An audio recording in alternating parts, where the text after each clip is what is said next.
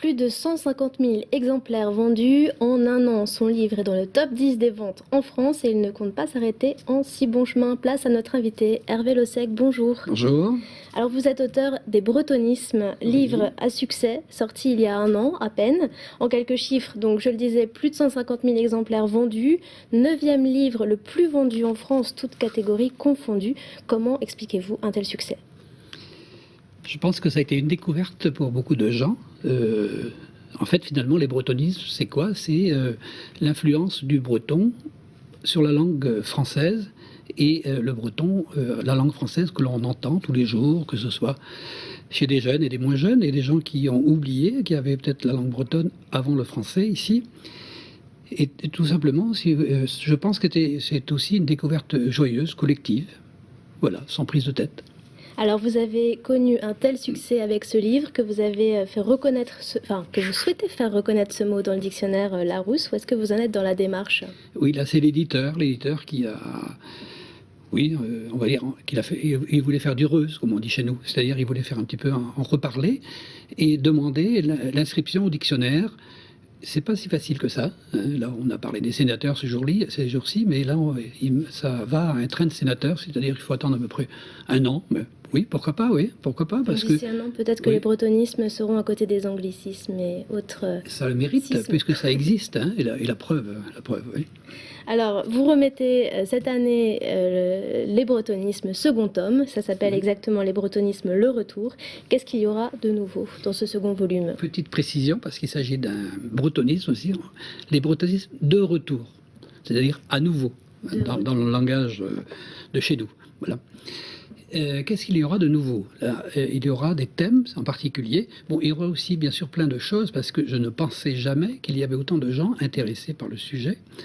Et j'en avais tout plein en réserve, qui seront bien sûr dans celui-là. Mais ce ne sera pas des restes à choux, comme on dit chez nous, hein. C'est quelque chose d'amélioré.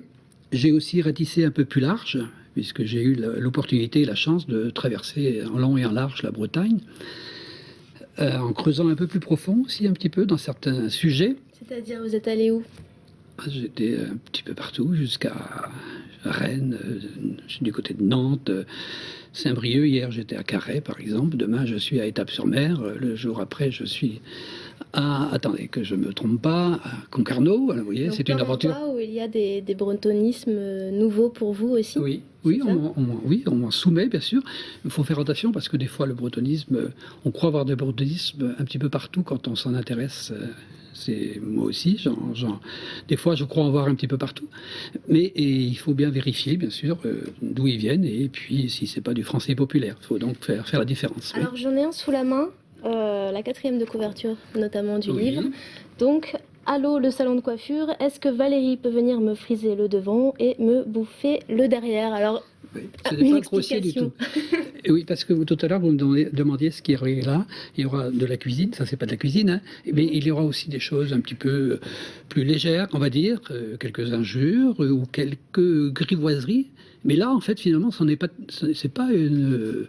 Quand on comprend pourquoi la dame dit ça, me bouffer, ça veut dire les rendre bouffants, les cheveux. Hein. Alors donc, c'est pas du tout... évidemment, vu dans le contexte comme ça, on peut se poser des questions. Mais non, il y aura pas... il y aura des légèretés, mais pas de grivoiserie, non.